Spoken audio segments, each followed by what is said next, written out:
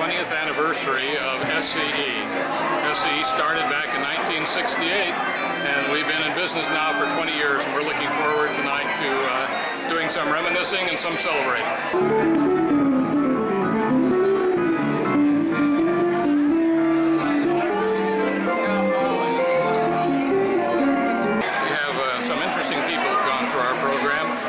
Mostly adult learners, middle managers in business and education and healthcare management.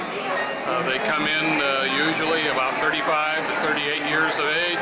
They have a number of units of credit behind them. Usually they're coming in as a junior or senior, or they're coming in as a graduate student. We take them from there and supplement their education at that point. Too busy?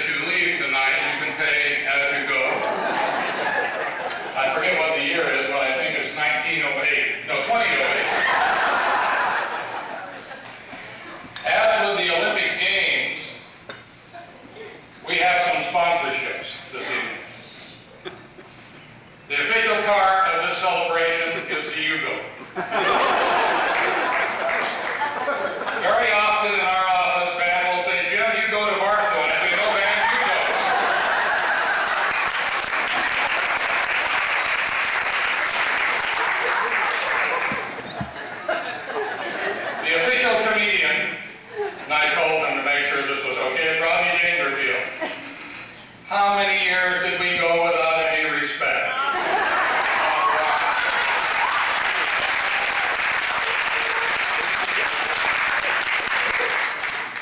Lee, you're going to like this one because it came right out of your mind.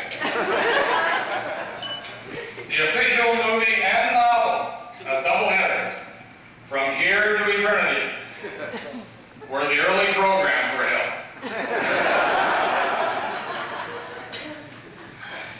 And the official color was, still is, and will be green, as in green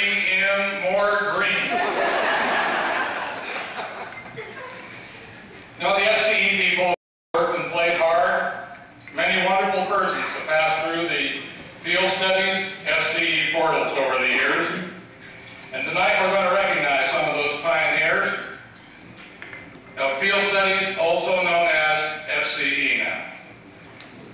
Since everyone who is here cannot be given the recognition they deserve as an individual, I would like to recognize a few categories of people at this time.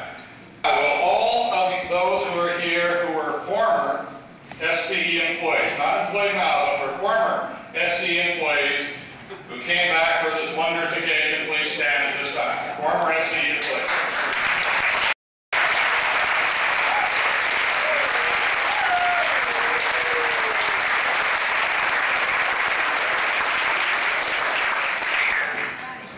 Amazing how people who are fired will come back to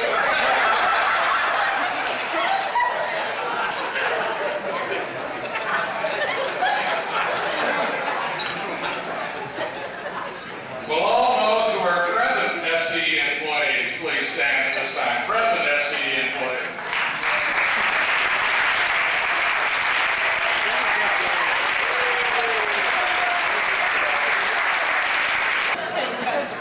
Now, all total strangers and freeloaders. You know, that was my turn. We recognize you. Will the ushers please stay down?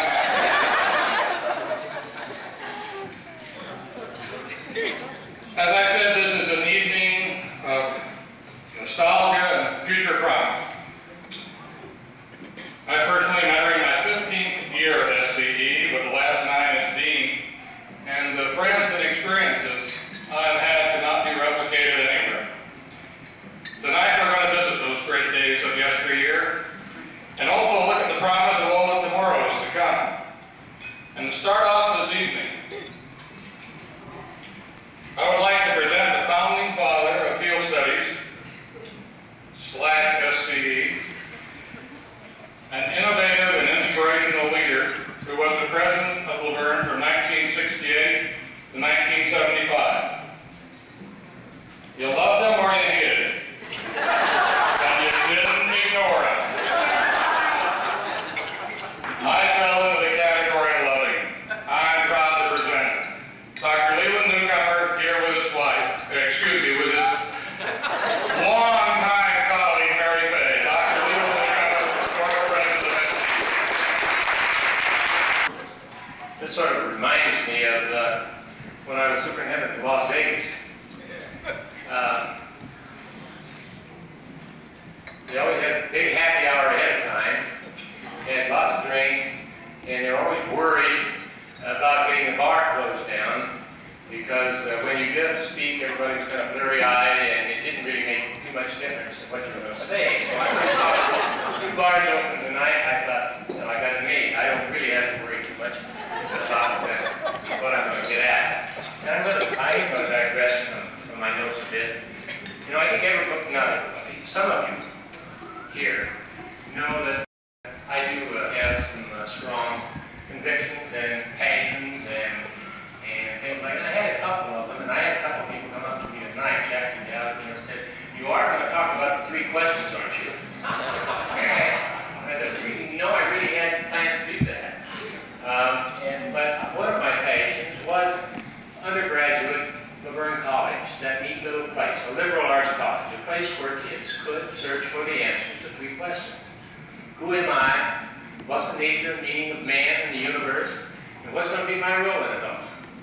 And I think that, you know, and I got really excited about that, and we tried to organize La Verne College around that idea, and it made a lot of people get excited, and we did a lot of interesting things. But we had problems too, and so I had another passion, and that passion I had for some time. In fact, it started when I was in Las Vegas, and has gone on ever since that time. And that passion had to do with my concern about people getting so uptight and the traditional education where they were totally concerned about teaching and seat time and all that sort of stuff that credit engagements give you a bad time about, instead of learning. And so I spent a good part of my life by this. That's really beautiful, you know. Conceived in inspiration, nurtured in innovation, and continuing education, excellence in education. That's beautiful, you know. It's almost like the Immaculate Conception. I gotta tell you, that isn't quite the way it was.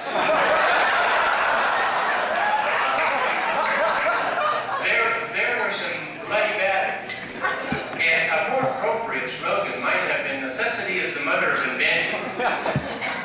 The conceived and inspiration thing was really the necessity, the mother of invention, and we put together a field studies program. And I'm so delighted to see Mrs. Moskos here tonight because Paul, who unfortunately cannot be here, was one of the neatest human beings that I have ever known in my life, and he too really spaded virgin territory. Appreciate those words. It's now my pleasure to recognize three people who were really instrumental in the founding of Field Studies, now SCE. And Lee, you sat down prematurely, so I'd like you to stand back up again, if you would, for a moment.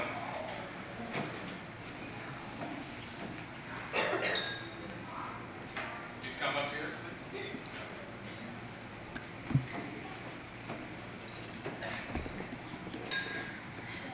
I have a plaque that reads, Dr. Leland Newcomer, President, University of La Verne, 1968-1975, honored for the creation of Field Studies, now the School of Continuing Education at the University of La Verne.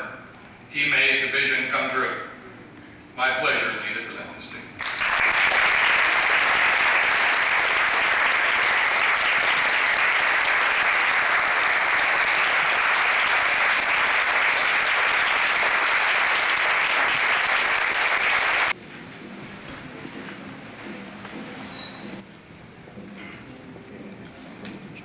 The second dean of the School of Continuing Education and I arrived on the same day. Richard Serpy gave us an office. He gave us a dean's office because the dean wasn't there. He said, when the dean comes back, you guys got to get out of here. And we did.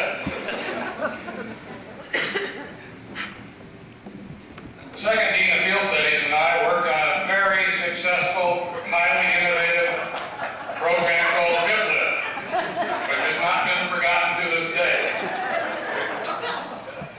Those who will walk through the warehouse will see the brochures. Make it unforgettable.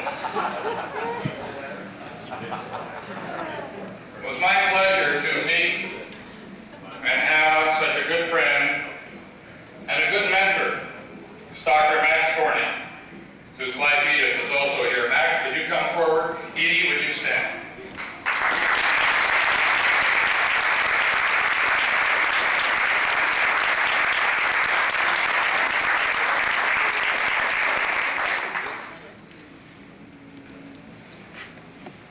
Dr. Max Forney, Dean, Field Studies, University of La Verne. Honored as the second Dean of Field Studies at the University of La Verne, 1978 to 1980. He helped the vision continue with excellence. Max, my pleasure.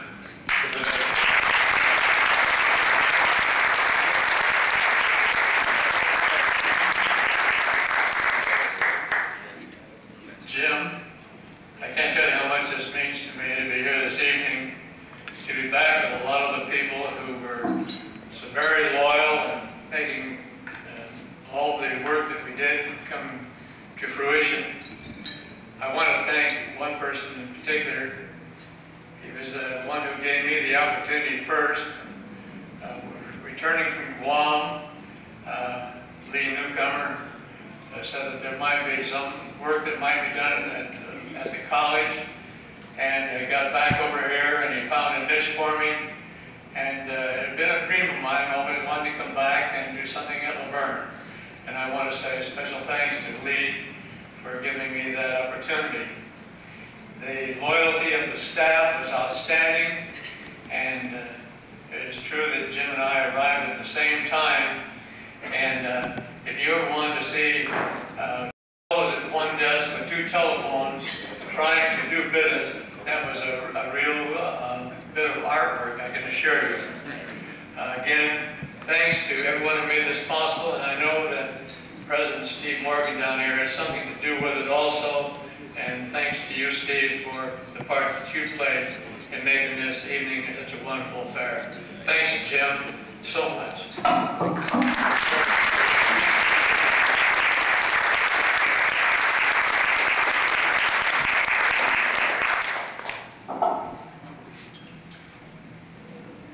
Field studies really had three eras.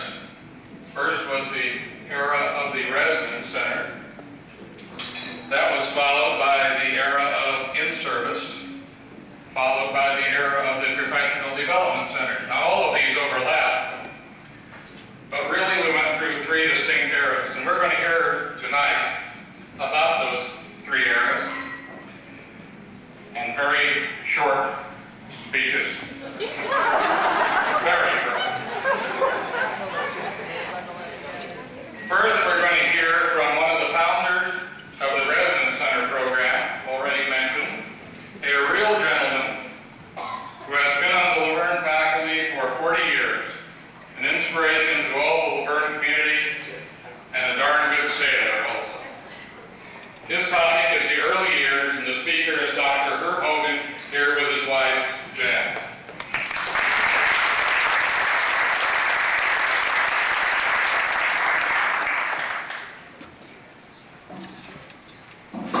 Doesn't make very many errors, but when he asked a historian to speak for only 10 minutes, he's got another thought coming. I've got reams of material. It is a pleasure to be here and to participate in this gala occasion, and I would like to take this opportunity to congratulate Jim Manolis and his predecessors and all of his staff for the expertise and the skill with which they promote and administer the School of Continuing Education. It's a great program. In fact, it's a program which became an almost overnight success. Starting in 1969, the fall of 1969, with a handful of students, by the 1972 year, they were enrolling 37,000 students around the United States. Now that figure is probably not too accurate in the sense that the amount of income that came in isn't really reflected in that. They were charging $15 for each student, and La Verne got $5, I think, out of that, and $10 went to Classroom, for instance, on those particular programs. So maybe a more accurate indication of their success would be the budget. In 1973-74, the budget for what was then Field Studies, now School of Continuing Education, that is a little problem to make that bridge, was $2.5 million, just under $2.5 million. Out of that $2.5 million, more than $1 million was above direct costs, which meant that it could come back to the institution for either indirect costs or to help underwrite the undergraduate program. I think when you look at the fact that in 1968, the total budget for the University of La Verne was less than and as I said, the university was then La Verne College, it was less than $1,400,000, and yet School of Continuing Education, only 4 years later, was making an income to the institution of over $1 million. It shows how quickly that program was able to develop. The early years actually had 3 or 4 facets to it. Jim mentioned the Residence Center program, but in addition to the Residence Center program, you had the William Glasser Verne College Center, you had the prep program, and you had a number of other programs which were, in a sense, subcontract programs with other educators. So I'd like to talk first about the Residence Center program. And the Residence Center program actually was the brainchild of William Landreth, who has already been mentioned, a commander in the U.S. Navy, and he had had the experience which many other armed force personnel have had, namely that he had taken 2.5 years of college work before he went in the Navy, and then he'd taken dozens of courses as he traveled around the world in the Navy, but nowhere had he been able to get the 30 units or the 32 or the 34, which was necessary for the residence center requirement. And then, late in his career, he was able to attend a residence center program at Vandenberg. So he felt that the Pacific Missile Range at Point Mugu should have a residence center, and he contacted the people at Point Mugu, and he came down and talked to Leland Newcomer, and the Point Mugu people offered to put up $5,000 for startup costs, which meant it would not cost La Verne anything, at least to begin with. It has not. And Leland moved, as he always does, very quickly, and the board moved very quickly. The faculty didn't move quite as quickly. But we had a program going at Point Mugu in September of 1969. As the Schools Without Failure program tended to die out, it was very popular for a while and then began to die out. By 1975, it was the smallest program in field studies, which meant, of course, that there were a number of other programs that came along. So I just want to mention two of those programs that came along to fill that void. One of them was the prep program. And I think most of you know that that was a federally funded program for servicemen active servicemen who needed to complete work toward a high school diploma. La Verne moved into that in a big way. By 1974, La Verne was the dominant force in the prep program in California. And cross-age teaching, which was an in-service training program developed by Skip Monero and Dave Charitz. Actually, by 1975, there were 20 of those different programs. Now, I've been cautioned several times to be brief, so I really can't get into the really good stuff. You know, I can't get into the conflict which the whole residence center program created with the Church of the Brethren, and we were in quite a nice, interesting dialogue on that for a couple of years. And Leland has already referred to the fact that we got into some problems with in terms of the legal aspects of the prep program. He's also referred to the fact that some of these things the faculty moved a little slowly and we had a little contention on campus. It'd be fun to kind of explore all of those, but we will not explore those tonight.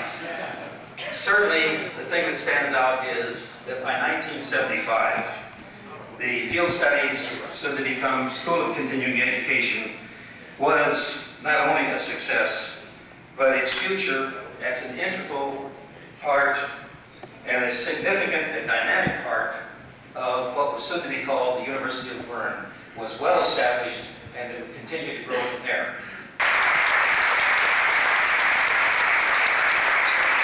As you have heard already, Herb and Bill helped found the residence center programs with Mugu, North Island, and Vandenberg, and I'd like to present to them as early pioneers of field studies, now SCE, awards. First to Dr. Herb Hogan, Professor, University of La Verne, 1946 to God knows when.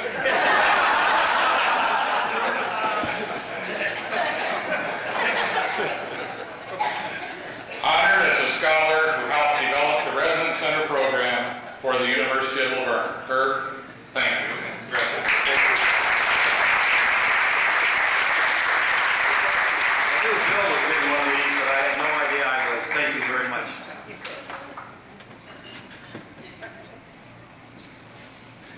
Bill, yours reads Dr. William Landreth, Professor, University of La Verne, again honored as a scholar who helped develop the Residence Center programs for the university. Thank you, Bill.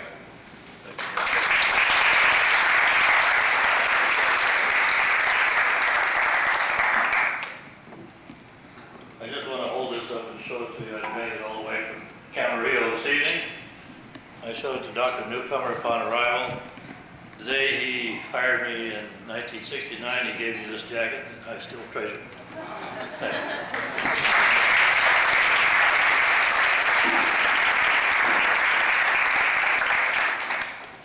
Bill told me that in 2 years he's going to get it clean.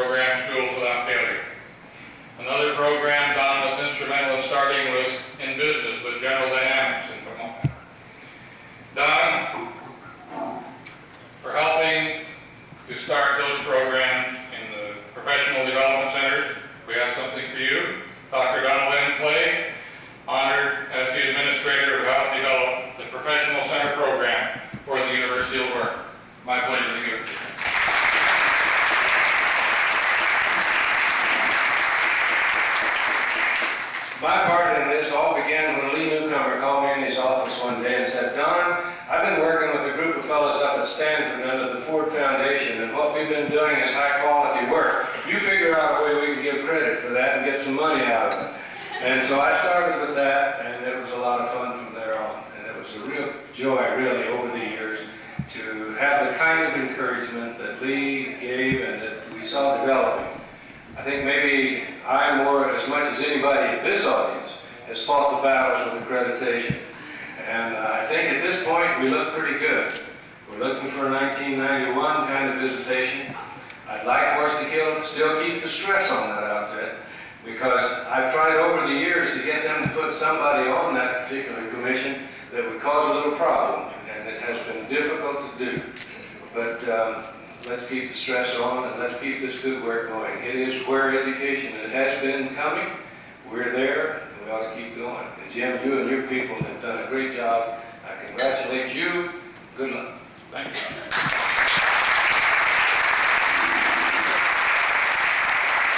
The middle years, 1974 to 1980.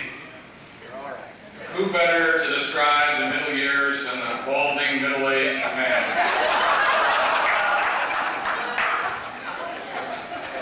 Who happens, by his own admission, to be a great humorist, fundraiser, entrepreneur, gourmet, fly fisherman, and I couldn't remember the rest of them. 10 minutes, less than 10. If he were none of these things, he purports to be, he's still a great pal, and I couldn't be more pleased to introduce the guy I love and admire, Dr. Tom Thomas. As always, I'm grateful for your direction.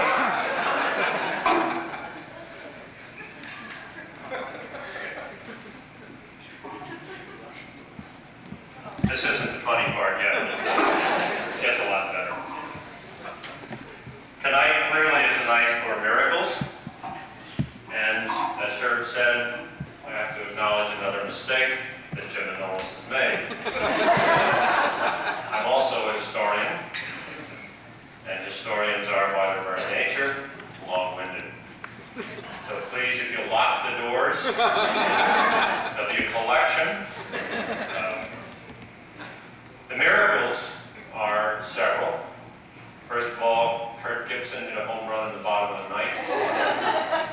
Won a lot of dough on that one.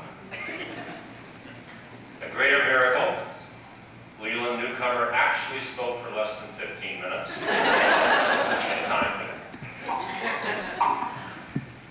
A first, and a kind of miracle for me, is that I'm leading Steve Morgan on an agenda rather than following him. He came to La Verne, I came to La Verne. He left La Verne for USC. I left La Verne for USC. He left USC. He comes back to La Verne. So I'm used to following and trying to clean up his mistakes. Tonight you get to pick up on mine. And I think the most sensational miracle of all, which all of you who were with field studies in the 1970s, is this. David Charetz and Jerry Seliger are in the same building at the same time.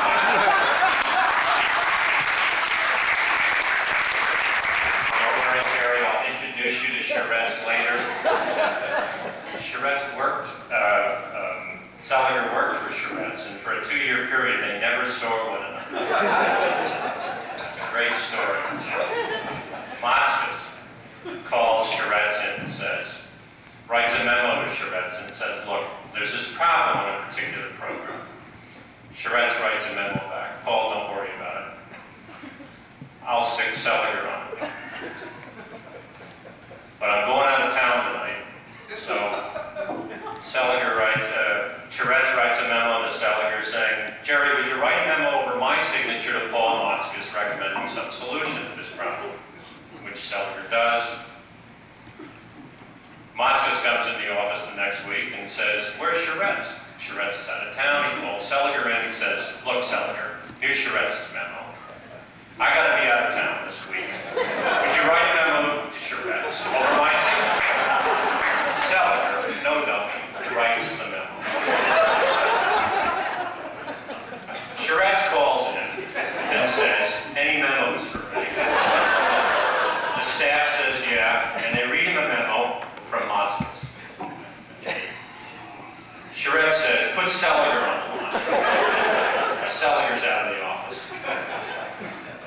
So he says, write this memo, put it over my signature, call a meeting with Motzkus. This is all over Charette's signature. Seliger's written a memo. Seliger shows up representing Charette's to a meeting with Motzkus. Motzkus doesn't show up. Seliger writes himself a memo. Solves the problem.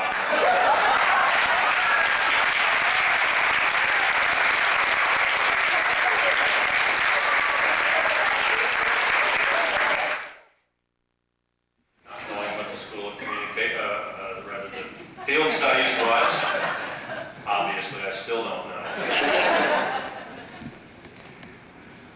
And I want to frame my remarks with two, for me, very sweet vignettes.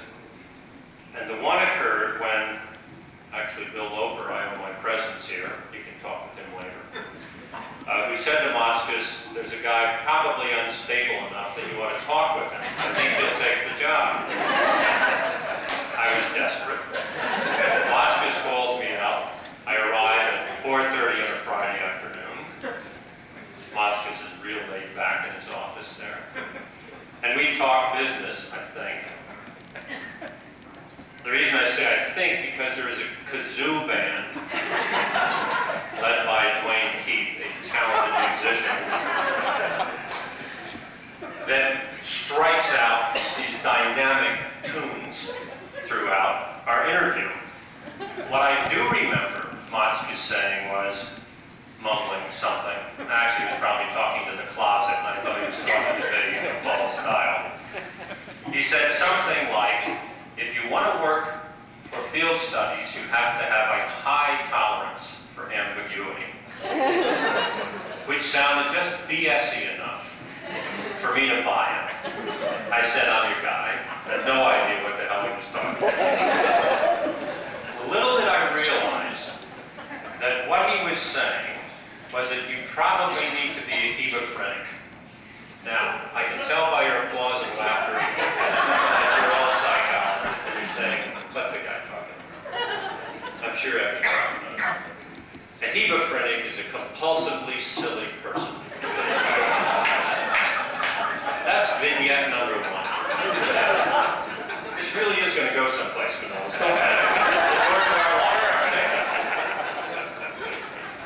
Biff Green and I were having a lunch a couple of years ago at another institution down the road where most Lavernians seem to line up, at least for a spell in their lives. Somebody wake John Gingrich up, would you? And Biff and I were reflecting about, at that time, our great fame and our great success, our stunning salary, and for an enormous institution which you didn't have to get your paycheck on Friday afternoon the 26th and rush out to cash it.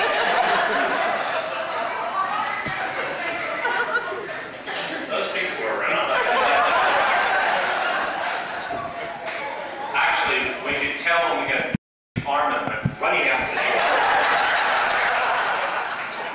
We followed him. I passed him. My check bounced. Biff and I were talking about all of this stuff and how happy we were. You can see what a liar he was. How happy we were to be at USC. And every rational reason in the world had us happy as could be there.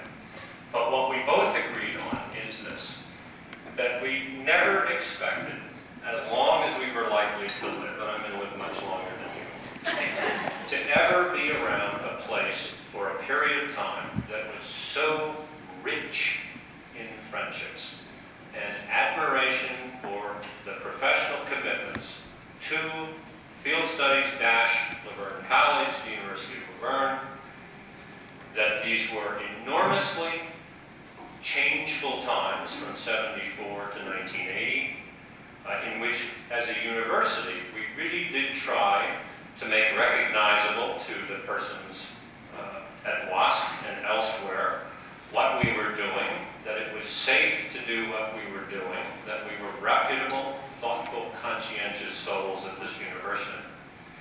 They were immensely exciting times, They were immensely stressful times. Stressful not only because Kay Anderson and his legions were always there, and we were very mindful of it, but frequently some of our most ardent critics came from the main campus, as I think it was absolutely neat and right that they should have come from the campus. That's probably what Paul meant when he said, or at least when I infer, that all resumes ought to say experienced Hebraic, because of the pressure, because of the great traffic, because we were always on the defensive in effect, to justify what we were doing, to appeal to some greater educational good or notion, we felt the pressure immensely.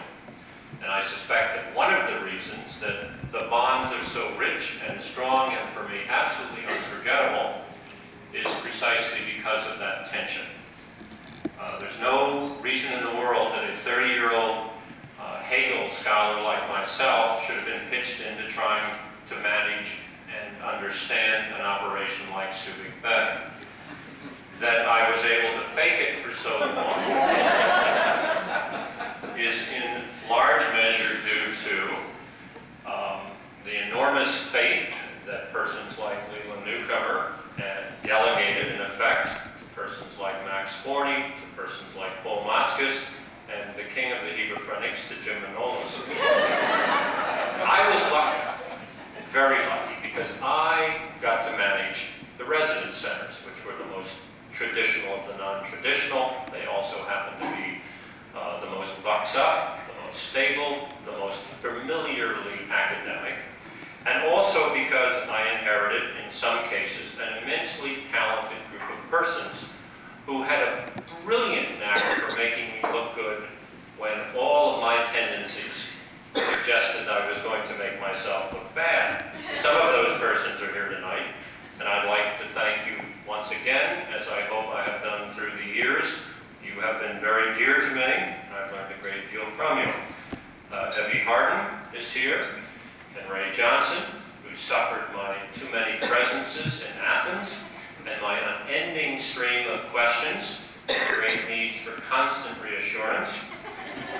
Dorothy John and Al Clark, who I sent on a 2-week visit to Naples, Italy in about 1976 with the instructions that, by the way, Al, I'm sending you to Italy, fire the director over there and figure out what to do. Call me after my vacation. Hey, I know how to delegate responsibility. I'm 2 minutes over, but I'm on a roll and I'm not going to quit. Some of the things that indeed did occur during the 1970s, I suggest when Herb Hogan writes the history of all this, maybe the chapter is entitled Securing the Changes or Securing the Innovations. There were times of expansion, certainly Naples and Athens speaks to that, and as Jim knows, and as many of you know, especially Athens, are very healthy programs. Greek politics, God only knows what happens there. There were novel programs like sending Carl Lippold, David Charest's 4-year absences from campus in service was disbanded. Somehow we kept getting advances. I don't know how to do it. And of course, the prep program, which also, when you read about it in the history, will be an immensely readable, lively, vituperative experience, because that too ended by 1980. WASP was present throughout. There was also, I think, a much greater integration of the stuff, the programs of field studies with the main campus. When he walked in. And poor Don Clegg and poor Wayne Miller, who always tried to direct those meetings. While everybody, while most of the silliest of us would all look at our watches and tap them and ask what time it was, as Gingrich came in, his hair absolutely wet, just got out of the shower. And his shirt buttoned incorrectly. Now, incorrectly buttoned shirts are not a pleasant sight. An incorrectly buttoned shirt on John Gingrich's torso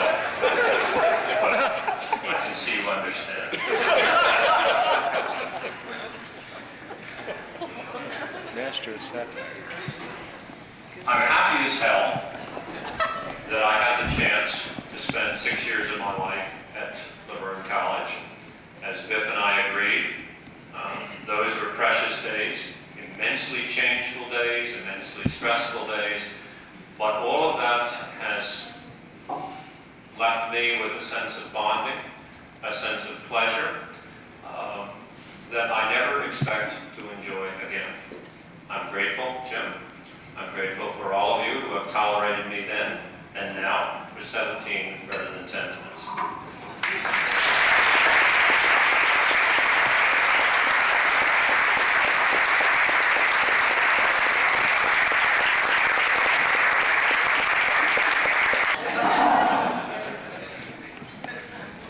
We'll be looking for a new middle year speaker in 20 days.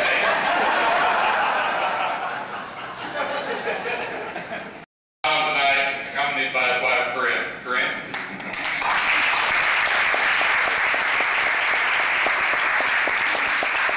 I said there were 3 eras, and we have covered 2 resident centers, and we've covered PDCs with those founding fathers.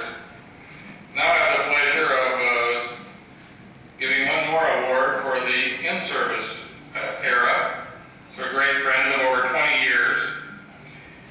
In 1970, 3 people presented the first in-service workshop for La Verne. They were Skip Monero, Orb Neese, and one other.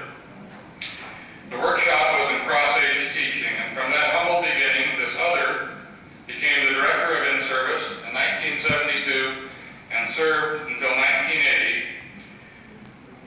when in-service was stung by a giant but misguided wasp.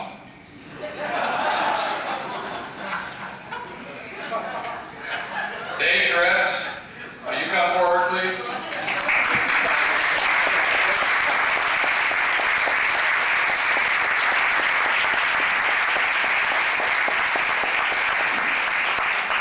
Dave here with his wife, Glenda.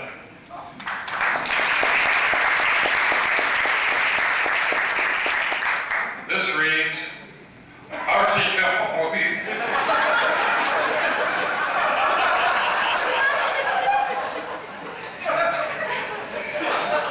Mr. Dave Tourette's, honored as the administrator who helped develop the in-service program at the University of La Verne. Dave, it's a real pleasure to give this to someone I love like a brother.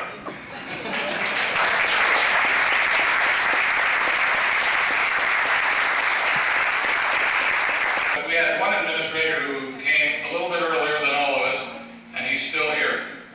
Harry Hood, would you come up?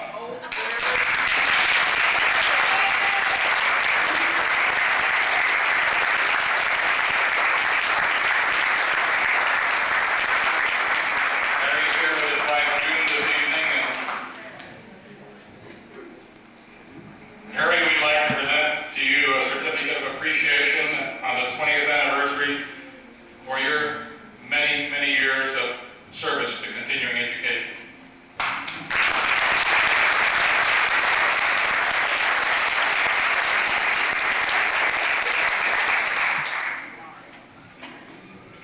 Harry's just a great guy.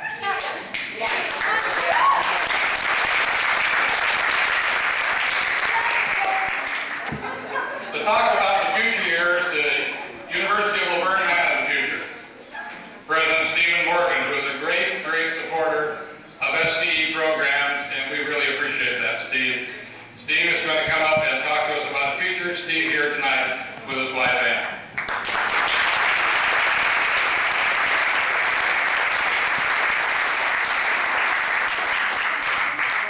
I don't know, Jim. I haven't been sure whether I'm at an SCE 20th anniversary dinner or a 24-hour telethon for the mentally handicapped.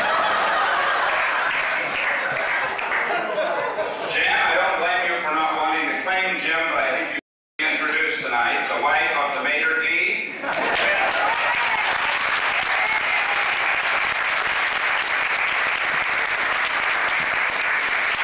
And Lee, I want to say to you that some 20 years later, WASC still doesn't understand that educational programs can be delivered with quality off campus.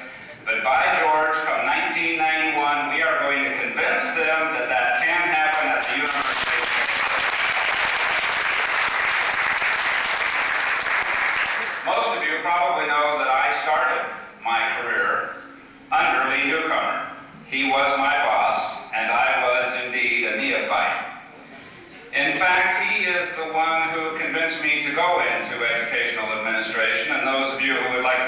after the dinner might want to catch him as he goes out the door. Over the course of our 7 years together, Lee taught me a lot of things, and he passed on a lot of his wisdom.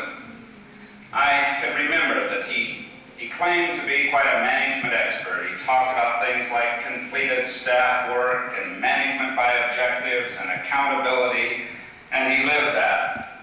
One day I was in the office and he was down. He'd had a meeting with the Board of Trustees and they'd been particularly hard on him that day.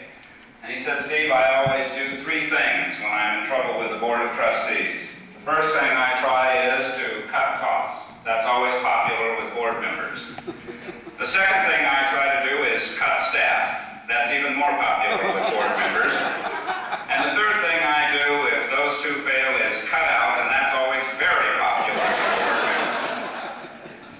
Lee had a few battles with faculty, as we've alluded to this evening. I can remember when he was at one of the president's meetings, he was talking with one of the other presidents.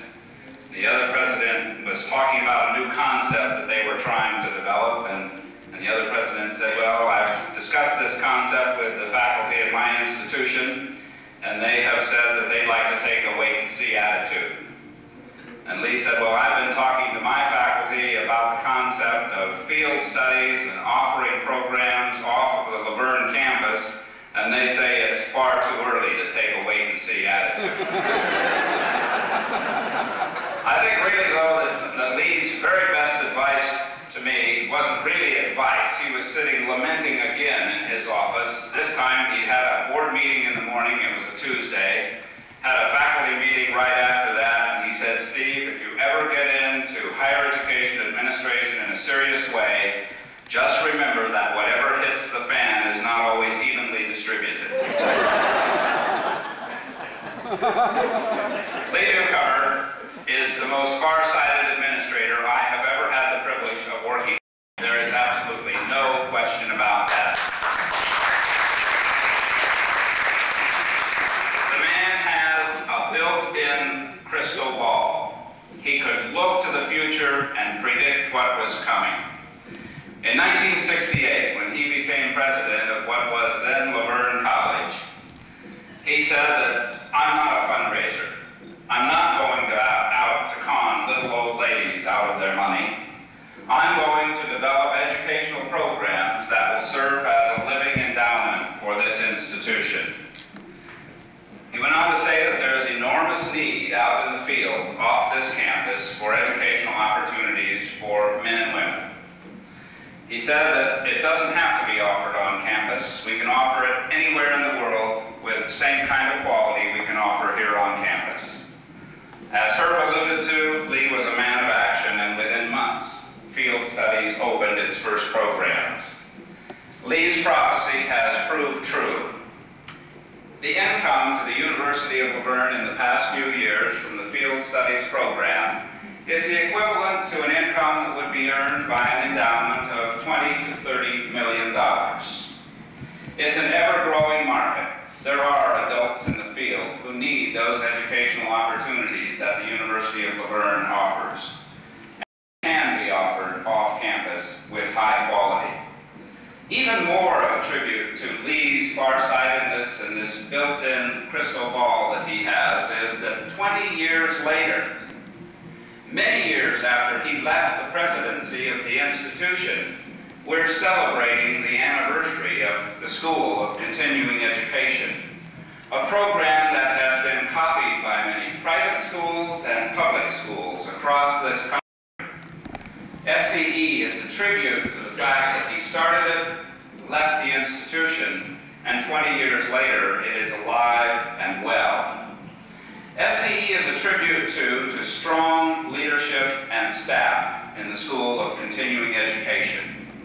A group of people who have been able to change with the times.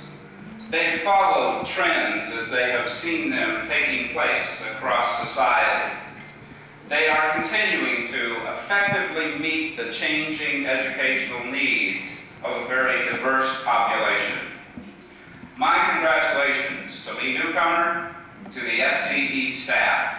This occasion is indeed a tribute to all of you. And where are we going to be in the future? Well, as Lee always used to describe, the future is a moving target, constantly changing position on us. I see several trends that are fairly obvious. I see a continuing growth in the need for the kinds of programs that we offer off campus. I see a continuing need for those programs to be of the highest quality possible so that they will withstand the test of time. We've seen programs of lesser quality offered by institutions, and they haven't survived the 20-year test. I see a need for those programs to be offered by a growing and stable university. The competition will continue to increase in the future. The publics and the privates will continue to offer programs off campus. But the University of La Verne has a distinct advantage. We have 20 years of experience. We're the pioneers, and we have never rested on our laurels. The programs have continued to change to meet the changing needs. We must, in the future, continue to respond to those changing needs and to look into our own crystal balls and see what we see down the road. We must seize every opportunity we can to meet educational needs effectively wherever we know we can offer them with high quality. The third area that I see down the future is that this university's commitment to continuing education will be stronger than ever. If we received $100 million tomorrow from one of those little old ladies that I'm trying to con, I will continue to have the very same commitment that I have today to the School of Continuing Education. It is not just a money machine. It is a perfectly legitimate educational interest.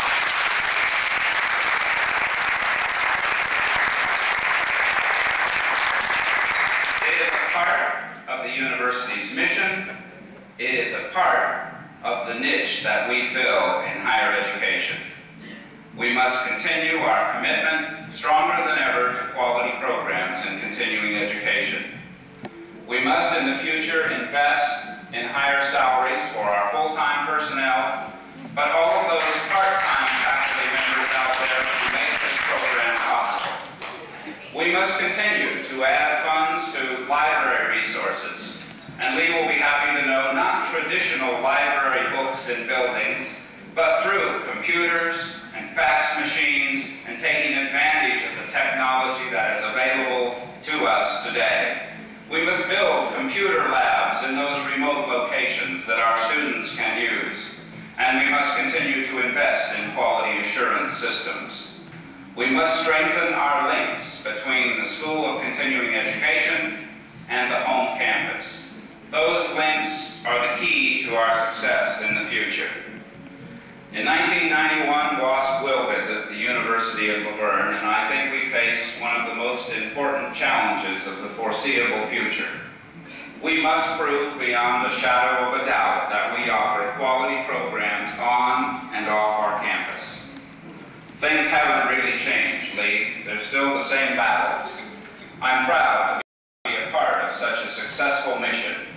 My congratulations to Lee, to Jim Manolis, who has provided such outstanding leadership, and to the staff of SCE, past, present, and future, who have made these programs possible and who have contributed so much to the success and health of the University of La Verne.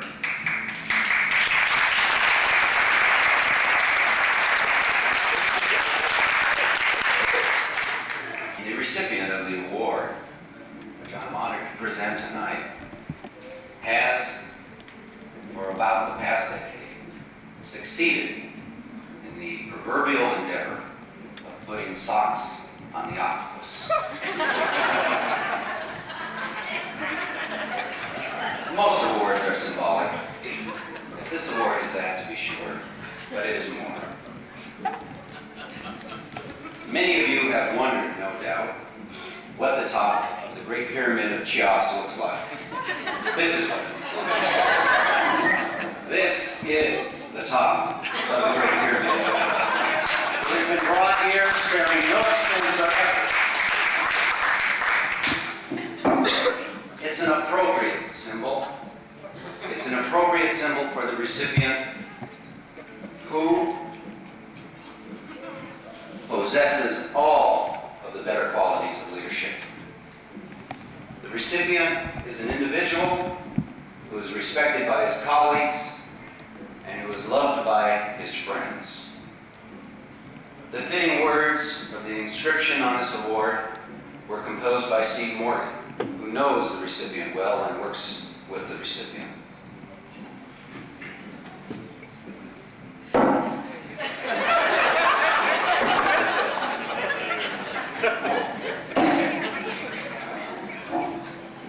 Presented to Dr. James Manolis, Dean Extraordinaire.